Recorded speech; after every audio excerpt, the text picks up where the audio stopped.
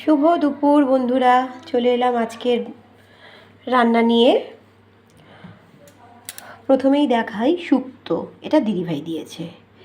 আমি যেটা বানিয়েছি সেটা হচ্ছে পেঁয়াজকালি, আলু, বিনস, কাটাপোনা মাছ দিয়ে একটা তরকারি, মুসুরির ডাল, ধনেপাতা, টমেটো দিয়ে যেটা আমি বানিয়ে থাকি, আর গরম ভাত।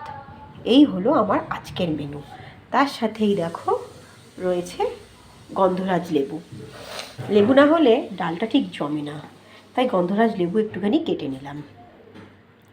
গলাটা ভীষণ ধরা, মানে মাথার প্রচণ্ড যন্ত্রণা, একদম কথা বলতেই পারছি না ঠিক করে।